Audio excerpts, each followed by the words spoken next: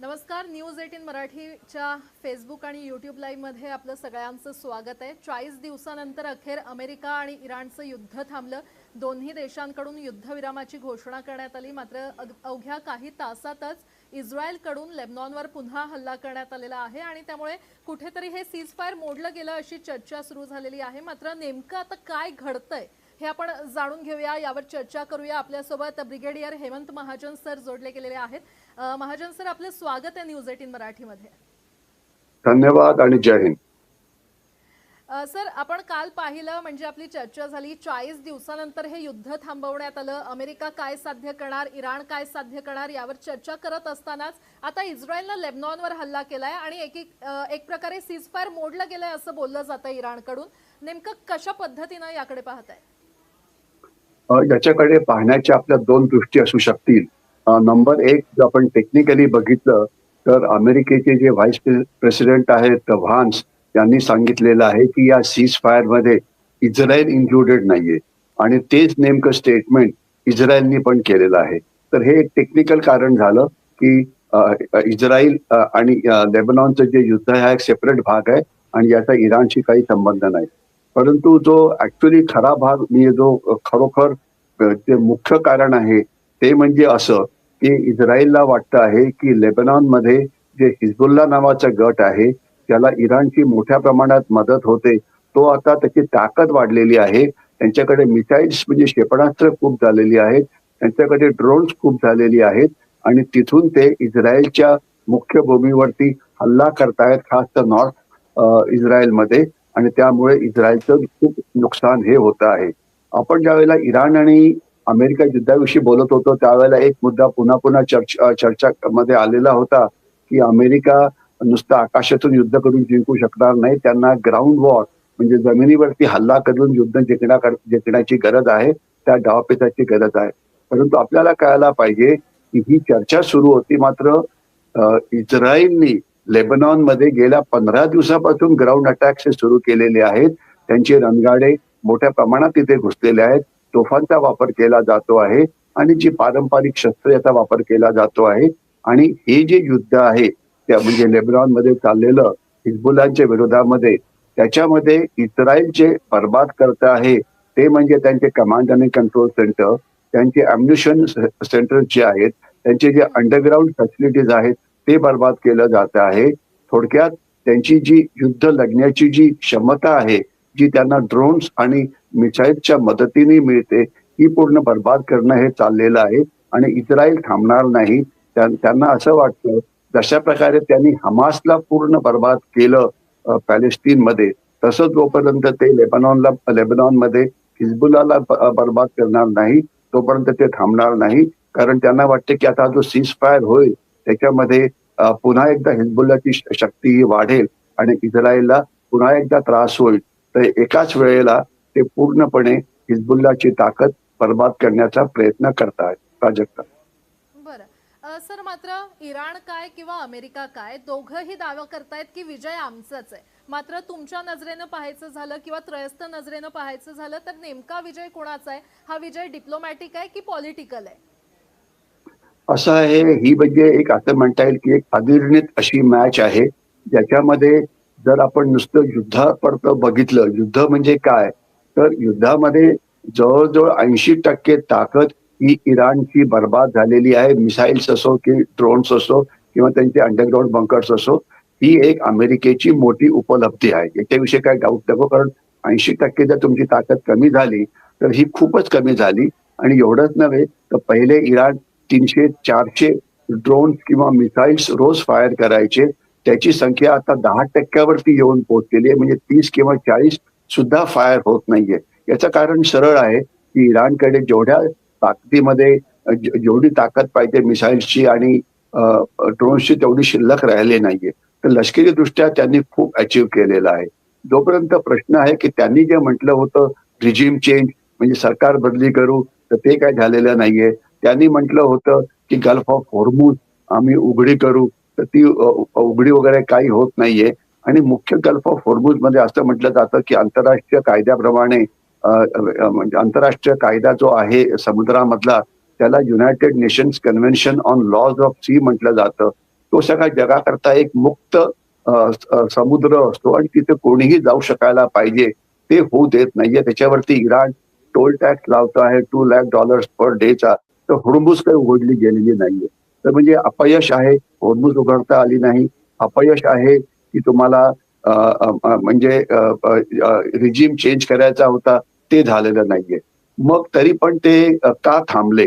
तर याचं एक कारण असं म्हणता येईल की ते थोडासा बघतायत आता की डिप्लोमसीला थोडासा आपण वेळ देऊया आणि त्याच वेळेमध्ये अजून जास्त गुप्तहेर माहिती किंवा टेक्नॉलॉजिकल इंटेलिजन्स काढूया आणि 20% जे इराणचं सैन्य अजून लपलेलं आहे, त्यांचे स्टॉक्स आहेत, त्यांचे शस्त्र आहेत, दारुगोळा आहे, तो नेमका कुठे आहे याची माहिती काढूया आणि गरज पडली तर पुन्हा एकदा युद्ध सुरू करून तो बाकीचा जो साठा आहे तो आपण बर्बाद करू शकतो असं अमेरिकेला वाटतं. कारण अमेरिकेच्या लक्षात असं आलं की केवळ आकाशातनं होणारे हल्ले जे करत होते त्यात त्यांना पूर्ण यश मिळत नव्हतं. कारण टार्गेट नेमकी कुठे आहे त्याला माहितच नव्हतं. जोपर्यंत जमिनीवरती जाणार नाही युद्ध संपणार नाही आणि जमिनीवरती जायची यांची हिंमत नव्हती. मी अनेक वेळा म्हटलेलं आहे 5-7 हजार सैन्य अमेरिकेने तिथे आणलेलं आहे. अॅम्फिबियस ब्रिगेड आहे, एअरबॉर्न पॅरा ब्रिगेड आहे, परंतु 7-8 हजार सैनिकांनी तिथे काही होणार नाही. गल्फ ऑफ होर्मुझचं तुम्ही रक्षण करू शकत नाही आणि दुसरं जर तिथे जे तेलाचे जे आयलंड आहेत, खास तर खलग आयलंड वगैरे, तर ते सुद्धा तुम्ही कॅप्चर करू शकत नाही आणि केलं तरी तुम्ही तिथे 3 दिवसाहून जास्त थांबू शकत नाही वगैरे. तर त्याच्यामुळे ग्राउंड युद्ध त्यांना शक्यच नव्हतं. तर म्हणून त्यांनी आता थोडासा एक असं म्हणता येईल की एक पॉज घेतलेला आहे आणि जर गरज पडली तर ते एखाद्या वेळेला पुन्हा एकदा युद्ध सुरू करतील. पण त्यांचा मुख्य उद्देश काय आहे की जे 10 अटी ज्या इराणने मागितलेल्या पुढे मांडलेल्या आहेत ते काही अमेरिका कधी मान्य करेल असं काही वाटत नाहीये आणि अमेरिकेची ज्या अटी आहेत त्या इराण मान्य करेल असं काही वाटत नाहीये. जोपर्यंत दोन्ही देश मोठ्या प्रमाणामध्ये पावलं मागे घेत नाहीत आणि तुमच्या अटी कमी करत नाही तोपर्यंत काही युद्धात पुढे काही युद्ध विरामात पुढे काही निष्पन्न होणार नाहीये. बघूया की पहिले ब्लिंक म्हणजे डोळे कोण मिसकावतं, इराण एक पाऊल मागे येतं की अमेरिका काय येतं हे आपण बघूया. परंतु होर्मुझ उघडली गेली पाहिजे कारण ते जगाकरता आणि भारताकरता अत्यंत महत्वाचं आहे. आणि दुसरं हे जे विनाकारण हल्ले चालून जी अर्थव्यवस्था मध्य म्हणजे मिडल ईस्टची किंवा आखाती देशांची जी बरबाद झालेली आहे त्याच्यामुळे आपल्याला सुद्धा पुष्कळ नुकसान होत आहे. कारण आपला पुष्कळचा शेतकरी माल जो आहे, बटाटे आहेत, कांदे आहेत, केळी आहेत, द्राक्ष आहेत आणि हे सगळं आपण आखाती देशात विकतो ते सगळं बंद पडलेलं आहे. तर म्हणून गल्फ ऑफ होर्मुझ उघडायला पाहिजे. तर बघूया येणाऱ्या काळामध्ये दोन्ही देशांच्या वाटाघाटी होऊन गल्फ ऑफ होर्मुझ उघडतं की नाही. प्राजक्ता महाजन सर, खरं तर आपण युद्धाविषयी बरीच चर्चा करतोय. युद्ध सुरू आहे, इराण हल्ले करतोय, इस्रायल हल्ले करतोय, अमेरिका हल्ले करतोय. मात्र त्यामागे जो खर्च होतोय त्याविषयी कुणीच बोलत नाहीये. या युद्धाचा सगळ्याच देशांवर परिणाम होतोय, भारतावर होतोय. भारत काय, पाकिस्तान काय, सगळ्यांवरच होतोय. पाकिस्तानची अर्थव्यवस्था ऑलरेडी डबघाईला आलेली आहे. मात्र हा जो काही खर्च होतोय त्याचे परिणाम जे काही होत आहेत ते त्यावर कुणी बोलत नाहीये. कशा पद्धतीने नेमका हा खर्च होतोय? बघा, खर्च हे आपल्याला 2 पद्धतीने याच्याकडे बघता येईल. एक तर युद्धावरती होणारा खर्च तो एक भाग झाला की जो अमेरिका करते आणि जो इराण करते म्हणजे लढणारे देश करतायत आणि अर्थात त्याच्या विरुद्ध जे डिफेन्स जे करतायत म्हणजे सौदी अरेबिया, लिबिया, सिरिया जे आहेत ज्यांच्यावरती हल्ले होत आहेत ते अँटी एअरक्राफ्ट डिफेन्सचा वापर करून स्वतःचं रक्षण करतात. तर त्यांचा खर्च हा एक भाग झाला आणि दुसरं जगाच्या व्यापारावरती खर्च, जगाच्या तेल त्याच्यावरती खर्च तो दुसरा भाग झाला. तर आपण पहिले बघूया की युद्धावरती अमेरिका नेमका खर्च किती करतोय. खरं म्हणजे हे युद्ध अमेरिकेकरता अतिशय महागडं असं युद्ध झालेलं आहे. कारण अमेरिका ट्रेडिशनली ज्यावेळेला अशा प्रकारची युद्ध करतं तर त्यावेळेला ते एअरक्राफ्ट स्ट्राईक कॅरियर ग्रुप म्हणजे त्यांचे जे विमानवाहू नौका असतात ज्याला त्याच्या भोवती 10-12 अजून इतर मोठ्या नौका असतात त्याच्यावरनं विमानं पाठवून ते म्हणजे ते शत्रूंवरती हल्ले करतात, हवाई हल्ले वगैरे. आणि तोच हल्ला आता होतो. दुर्दैवाने काय की ज्यावेळेला अशा प्रकारचे जे एअरक्राफ्ट स्ट्राईक ग्रुप असतात त्यांची जी तैनात करण्याची म्हणजे डिप्लॉयमेंट करण्याची किंमत ही फार प्रचंड असते. आणि ही किंमत कशामुळे होते तर एवढ्या मोठ्या जहाजांना तिथे डिप्लॉय केले त्याची किंमत, मग शस्त्र आपण जे फायर करतो आहे जसं ते टॉमाहॉक मिसाईल वगैरे फायर करतात, याची किंमत ही जवळजवळ $10 मिलियन एवढी आहे. मग जे त्यांची विविध विमानं पडली आहेत, 21 किंवा 22 विमानं पडलेली आहेत. त्याच्यामध्ये 10 ड्रोन्स होती, एक F-35 होतं, 3-4 F-16 प्रकारची विमानं होती, एक हॅवाक नावाचं विमान होतं. तर त्याचा खर्च हा प्रचंड असतो. ते जे मिसाईल्स फायर करतात टॉमाहॉक, त्याची किंमत खूप जास्त आहे. त्यांचा जो अँटी एअरक्राफ्ट डिफेन्स सिस्टीम आहे, याचा वापर करून ते आपल्या स्ट्राईक कॅरियर ग्रुपचं रक्षण करतात. कारण स्ट्राईक कॅरियर ग्रुपवरती जर एखादा ड्रोन हल्ला झाला किंवा त्याच्यावरती जर मिसाईलचा हल्ला झाला आपल्या इराणकडनं, तर ते एक अतिशय लज्जास्पद गोष्ट होईल. तर तो प्रचंड खर्च होतो आहे. म्हणजे एक 30-35 हजाराचं ड्रोन पाडण्याकरता अमेरिका हे जवळजवळ 10-15 लाखाचे मिसाईलची किंमत त्याच्यावरती वापरतायत. तर असं मानलं जातं की ही जी जो खर्च केवळ अमेरिका करतो आहे, 2 ते 3 अब्ज डॉलर्स हा रोजचा खर्च होतो आहे. आणि आपण गणित चांगलं असेल तर 40 दिवसांनी त्याला गुणा आणि केवढा खर्च झाला आपल्याला कळेल. तर हा डायरेक्ट खर्च झाला. आणि जी विमानं गेली त्या विमानांचीच किंमत अक्षरशः बिलियन डॉलर्समध्ये आहे. त्यांची जी अतिशय मोठ्या प्रमाणामध्ये रडार्सची बर्बादी झाली, खास तर बहारीनमध्ये, त्याची किंमत प्रचंड आहे. त्यांनी याच्याशिवाय जे आखाती देशामध्ये त्यांची जी लष्करी बेसेस होते आणि प्रत्येक आखाती देशात त्यांचे बेसेस होते, म्हणजे येमेनमध्ये बेस आहे, बहारीनमध्ये बेस आहे, सौदी अरेबियामध्ये बेस आहे, इथे सुद्धा त्यांचं प्रचंड नुकसान झालेलं आहे. तर आणि आपण जर बघितलं तर अमेरिकेच्या सिनेटमध्ये त्यांनी $200 बिलियन खर्च आम्हाला या युद्धाचा होईल म्हणून हे बिल पुढे फॉरवर्ड केलेलं आहे. आणि हे ऍज ऑन टुडे आहे, म्हणजे आता युद्धविराम आहे तर तोपर्यंत झालेला खर्च. आणि जर युद्ध पुन्हा सुरू झालं, पुन्हा लांबलं, तर तो खर्च हा वेगळा होईल. तर अमेरिकेला होणारा खर्च हा प्रचंड आहे. आणि हा अमेरिकेलाच होतो आहे असं नाही, याच्याशिवाय हाच खर्च इराणला सुद्धा होतो आहे. इराणची 80% ताकद खतम झाली, याच्याविषयी मी बोललो होतो. हाच खर्च होतो, अशा प्रकारचा खर्च होतो आहे सौदी अरेबिया आणि इतर जे आखाती देश आहेत त्यांना होतो आहे. आता हे झाला डायरेक्ट खर्च की जो प्रचंड आहे. आणि एवढा खर्च याच्या आधी दुसऱ्या महायुद्धाशिवाय कधीही झालेला नव्हता, एवढा प्रचंड खर्च. कारण इराणला बर्बाद करण्याकरता अमेरिकेने अत्यंत खर्च म्हणजे प्रोहिबिटिव्हली कॉस्टली वेपन्सचा वापर केला. आणि इराण त्याच्या विरुद्ध लढतो आहे. अतिशय स्वस्त अशी टेक्नॉलॉजी म्हणजे ड्रोन्सची असो की क्रूज मिसाईल्सची असो, त्याच्यामुळे म्हणजे अमेरिकेची महागडी शस्त्र विरुद्ध इराणची स्वस्त शस्त्र आणि स्वस्त टेक्नॉलॉजी यांची ही लढाई सुरू आहे. तर अमेरिकेचा खर्च प्रचंड झालेला आहे, $200 बिलियन जर आपण अमेरिकन सैन्याला जर खरं मानलं तर. दुसरी गोष्ट जी आहे ती जगाच्या अर्थव्यवस्थेवरती होणारा खर्च. जगाच्या अर्थव्यवस्थेचं किती नुकसान झालंय, केवढं नुकसान झालं आहे. असं मानलं जात होतं की जगाची अर्थव्यवस्था यावर्षी 4.3 किंवा 4.4 या टक्क्यांनी त्याची वाढ होईल. आता हा जगाच्या अर्थव्यवस्थेचा जो वाढ आहे ती आता 4.4 वरून तो आता 3.6 म्हणजे 1% कमी होते आहे, की जो प्रचंड खर्च आहे. याच्याशिवाय अमेरिकेची अर्थव्यवस्था 4%वरनं 3%वरती येणार आहे. चीनची अर्थव्यवस्था 1%वरती आलेली आहे. पाकिस्तान हे निगेटिव्ह मध्ये चाललेलं आहे. आणि या सगळ्यांच्या तुलनेमध्ये जी भारताची अर्थव्यवस्था आहे, आजच पुन्हा एकदा रेट आले होते. मूडीज म्हणून एक रेटिंग एजन्सी आहे आणि वर्ल्ड बँक त्याचे बग्गा हे प्रेसिडेंट आहेत, त्यांचं आजचं एस्टिमेट आपण इकॉनॉमिक टाइम्स जर वाचलं असेल तर भारताचा रेट ते 6.8 पहिले म्हणत होते, तर ते आता 6.8 वरनं त्याला 6.6 वरनं आणतात. म्हणजे 0.2% तो कमी होतोय. परंतु जगाच्या तुलनेमध्ये आपला ग्रोथ जो रेट आहे हा सर्वात जास्त आहे. आणि याच्याशिवाय अनेक अनसीन कॉस्ट अशा असतात. म्हणजे आता बघा, आपला व्यापार आता म्हणजे जगाचा व्यापार पूर्णपणे बंद झालेला आखाती देशांशी, तर तो खर्च आहे. आपले ज्या नाशवंत गोष्टी आपण ज्या आखातीमध्ये पाठवत होतो, केळी असो की द्राक्ष असो की काही असो, त्या खराब होणार आहेत. याच्याशिवाय जी ऑइल म्हणजे ऑइल किंवा एनर्जी याच्यावरती सर्वात मोठा परिणाम झालेला आहे. आणि असं मानलं जातं की जगाच्या अर्थव्यवस्थेवरती सर्वात मोठा परिणाम झाला होता करोना किंवा कोविड-19 किंवा ज्याला आपण चीनी व्हायरस ज्याचं खरं नाव आहे तो झाला होता. नाही, त्याला चीनी व्हायरस म्हणा, करोना म्हणू नका त्याला. करोना हा चुकीचा शब्द आहे. हे चीननी पाठवलेला व्हायरस होता. आणि चीननी हे जगाच्या विरुद्ध चालवलेलं तिसरं जैविक मोठं महायुद्ध होतं. नुसतं युद्ध नव्हतं, हे महायुद्ध होतं. तर त्याच्यामुळे जगाची इकॉनॉमी किती मागे गेली याच्यावरती आपल्याला माहिती असेलच.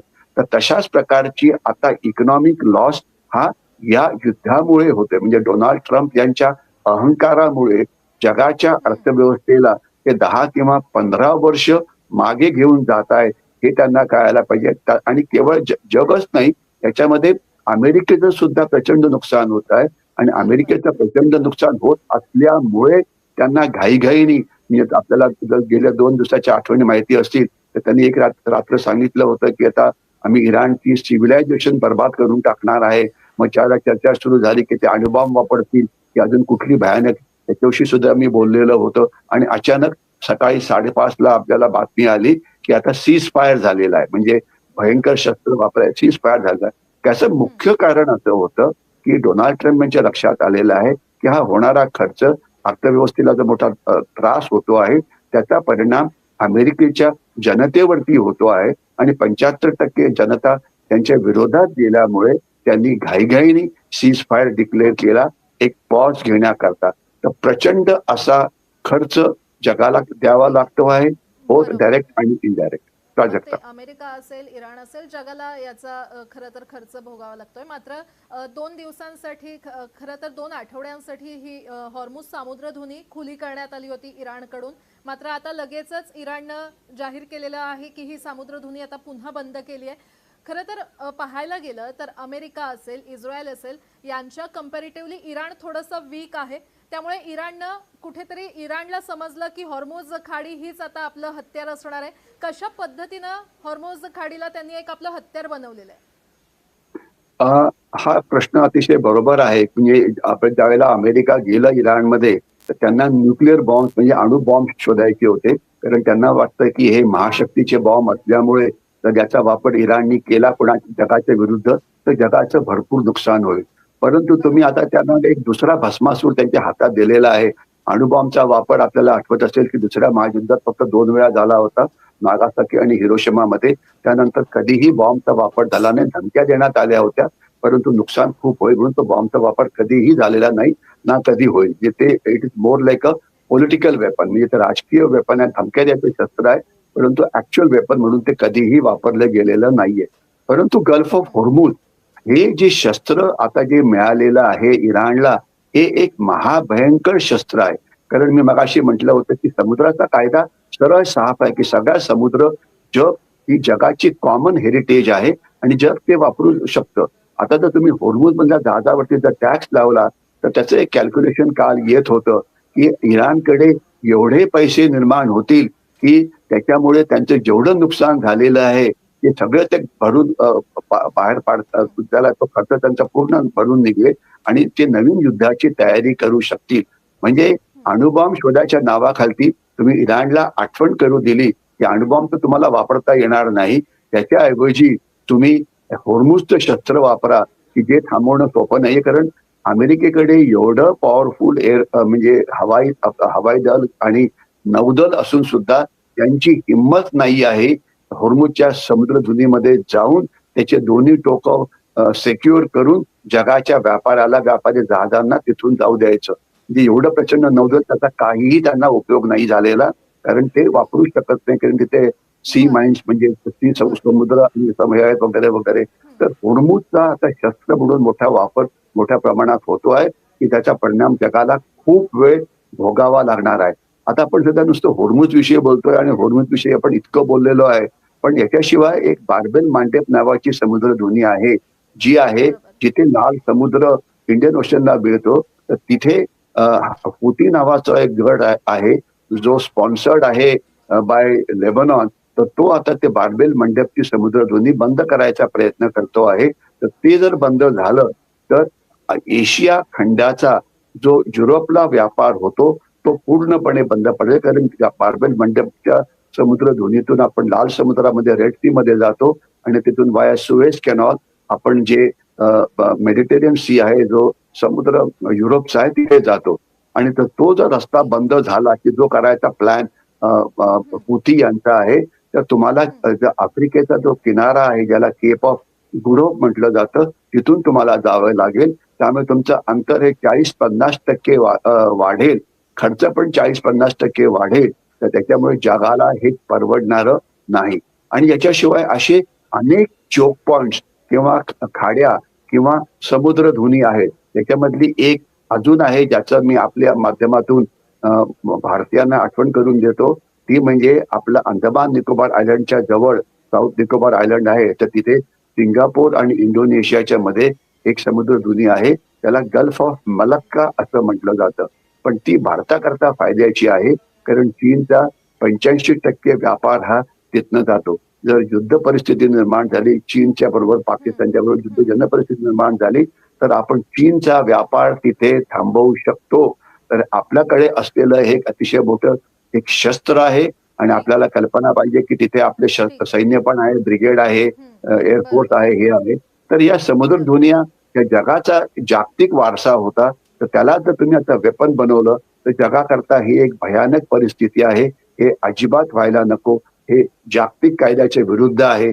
आशा करूया की वाटाघाटीमध्ये मलक्कावरती जो टॅक्स लावायचा जो प्लॅन चाललेला आहे इराणचा, तो व्हायला नको. कारण हे जगाचा समुद्र हा जगाचा वारसा असतो आणि बरोबर फ्री मुवमेंट ही तिथे अलाउड व्हायलाच पाहिजे. प्राजक्ता. बरोबर बरोबर महाजन सर, आता उद्या शुक्रवार आहे. उद्यापासून नेमकी चर्चा सुरू होणार आहे. चर्चेच्या टेबलवर इराणनी ज्या काही अटी घातल्यात ते अमेरिका एक्सेप्ट करतं का ते पाहणं महत्त्वाचंच ठरणार आहे. मात्र जर युद्धविराम झाला तर भारत आणि गल्फ देशांच्या संबंधांमध्ये नेमका काय बदल होऊ शकतो? येणाऱ्या काळामध्ये आपल्याला काय काय बदल दिसू लागतायत? असं आहे, गल्फ ऑफ होर्मुझ उघडली जावी, तिथून व्यापार सुरू व्हावा ही आपली आशा आहे. कारण याचा फायदा आपल्याला होतो. मी अनेक वेळा ज्यावेळेला ऊर्जा संकटच्या विषयावरती बोललो होतो त्यावेळेला मी म्हटलं होतं, जगामध्ये तेलाची कमी नाही. तेल वाटेल तेवढं आहे. गॅस वाटेल तेवढं आहे. तुम्हाला गल्फ ऑफ होर्मुझ तुमच्यापासून फक्त 400 किलोमीटर दूर असल्यामुळे ज्या स्वस्त दरामध्ये तुम्हाला गॅस आणि तेल गल्फमधून मिळतं, ते तुम्हाला अर्जेंटिना पुरवू शकत नाही. ते तुम्हाला अमेरिका पुरवू शकत नाही. ते तुम्हाला साऊथ आफ्रिका म्हणजे जे अल्टरनेट सोर्सेस आहेत ते देऊ शकत नाही.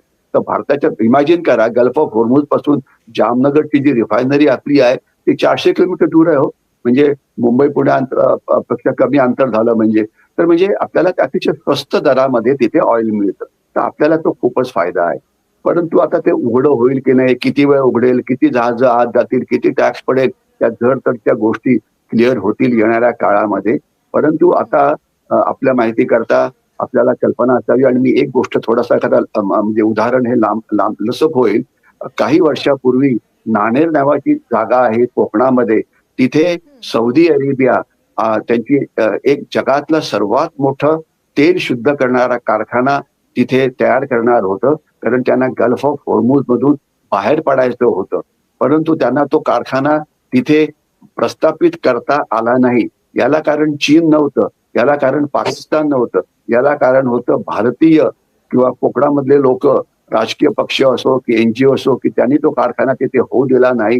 जर तिथे तो कारखाना तयार झाला असता तर तो जगातला सर्वात मोठा तेल शुद्ध करणारा कारखाना झाला असता आणि आपल्याला ऑइल सिक्युरिटी नावाचा जो प्रकार आहे ह्याच्यामध्ये आपल्याला प्रचंड मोठं असं यश मिळालं होतं. परंतु आपल्या पायावरती कुऱ्हाड आपणच मारून घेतली. कोणी मारली हा तुमचा इन्व्हेस्टिगेशनचा विषय राहू शकतो. परंतु आपण मारली, भारतीयांनी मारली आणि भारतीयांनी हा कारखाना होऊ दिला नाही, एवढं फक्त मला म्हणायचं की जे चुकीचं होतं. आता याच्याशिवाय ऑल्टरनेट रूट अनेक प्रकारच्या गोष्टी हे तयार होत आहेत.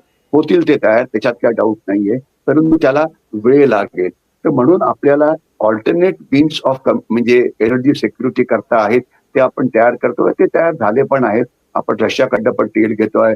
आपल्याला आपल्याला काय त्याचं नाव अर्जेंटिना गॅस द्यायला तयार, गॅस देत आहे. फक्त प्रश्न किमतीचा आहे आणि आपण एक म्हणजे अशा प्रकारची म्हणजे पॉलिसी तयार करतो आहे त्याच्यामुळे आपलं तेलावरचं असलेलं जे म्हणजे जे डिपेंडन्स आहे ते कमी करायचं. इलेक्ट्रिक व्हेकल्सना एक एक एनर्जी पॉलिसी आपल्या भारताची एक मोठी तयार झालेली आहे. त्याच्यामध्ये तेलावरचं आपलं जे डिपेंडन्स आहे ते आपण कमी करायचा प्रयत्न करतोय. कोल बेस्ड पॉवर प्लांट असतो की आताच एक मध्ये अतिशय महत्वाची घटना घडली ज्याला मीडियाने एवढं महत्व दिलं नाही. आपला अणु प्रोग्राम जो आहे, वीज निर्मिती करण्याचा जो प्रोग्राम आहे, त्याच्यामध्ये फास्ट ब्रीडर नावाची जी टेक्नॉलॉजी आहे, त्याच्या मदतीने वीज कशी निर्मिती करायची, त्याच्यामध्ये काल परवाच भारताला मोठं यश मिळालं आणि तो प्रोग्राम आता सुरू झालेला आहे. आणि याच्याविषयी डॉक्टर अनिल काकोडकर जे आपले न्यूक्लिअर सायंटिस्ट आहेत त्यांचं स्टेटमेंट वाचा. तर ते भारताकरता म्हणजे आपण अनेक ऑल्टरनेटिव्ह सोर्सेस ऑफ एनर्जी शोधतो आहे. मग ते न्यूक्लिअर एनर्जी असो, फास्ट ब्रीडरवाली, की ती रिन्युएबल एनर्जी असो, सोलरवाली, की ती हायड्रोजन एनर्जी असो, की ती हायड्रल एनर्जी असो, किंवा कोल बेस्ड पॉवर प्लांट असो.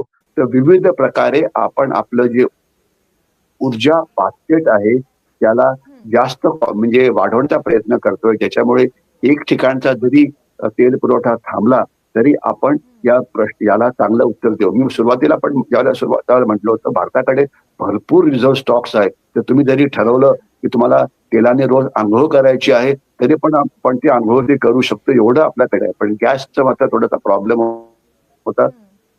पीएनजी, पाईप नॅचरल गॅस, याचं आपण एक्सपान्शन करतोय. इलेक्ट्रिक इंडक्शन कॉईल याचा हे करतोय. तर अनेक शॉर्ट टर्म मेजर्स आहेत, अनेक लॉंग टर्म मेजर्स आहेत जे देश घेत आहे आणि त्याच्यामध्ये आपल्याला इतर जगाच्या तुलनेमध्ये बऱ्यापैकी यश मिळालेलं आहे. प्राजक्त. ठीक आहे. अगदी सोप्या शब्दात तुम्ही नेमकं काय घडतंय हे सांगितलेलं आहे. बघूया आता उद्या शुक्रवार आहे, काय चर्चा होते दोन्ही देशांमध्ये, पुढे काय घडामोडी घडतायत हे आपण पाहू, तुमच्याशी चर्चा करू. तुमचं विश्लेषण सर जाणून घेणारच आहोत. आजच्यासाठी खूप खूप धन्यवाद. अगदी सोप्या भाषेत तुम्ही आपल्या प्रेक्षकांना आणि मला सुद्धा नेमकं काय घडतंय ते सांगितलं. धन्यवाद आणि जय. अशाच सगळ्या ताज्या बातम्यांसाठी आता तुम्ही पाहत रहा न्यूज 18 मराठी. या लाईव्ह मध्ये इथेच थांबतोय.